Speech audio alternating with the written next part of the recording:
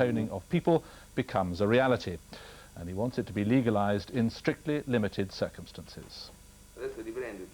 Severino Antinori achieved worldwide notoriety 4 years ago when he used in vitro fertilization to help a 62-year-old woman become the oldest to have a baby.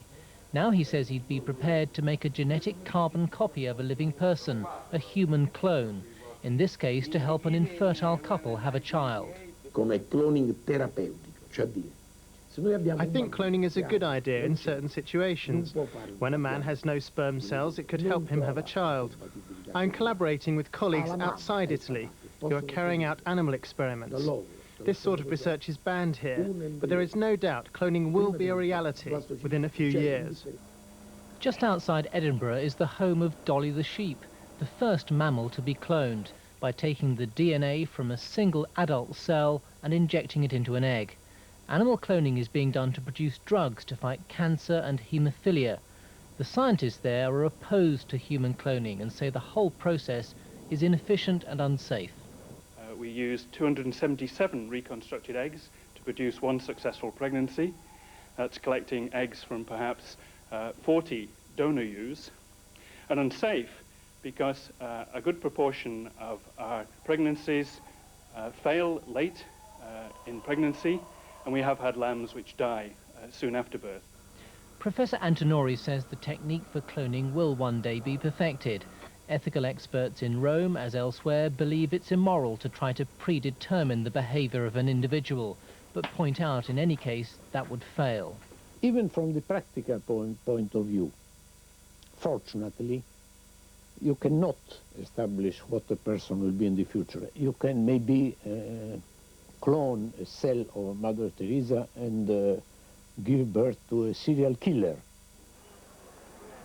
30 years ago, society was shocked by the idea of organ transplants. 20 years ago, by test tube babies. Now they're both commonplace. Perhaps human cloning is different and will remain ethically unacceptable, even if it's to help infertile couples. Despite that, sooner or later, a scientist somewhere is probably going to achieve it. Fergus Walsh, BBC News, Rome. And I'm joined now from Manchester by Dr. John Harris, Professor of Social Ethics at Manchester University. Professor Harris, in terms of the science, how close do you think we are to the reality of a human clone? Well, we're not there yet. It's at the moment unsafe, but it soon will become safe. When I say soon, probably between 3 to 5 years. So we will undoubtedly see human cloning, I believe, within the next 5 years.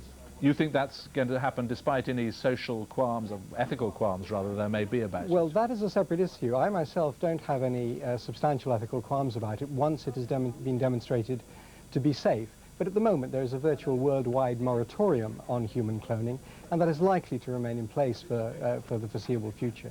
And what do you think are the ethical issues that need to be taken into account? Because although you say you don't see any problem with it, there certainly will be some people who do.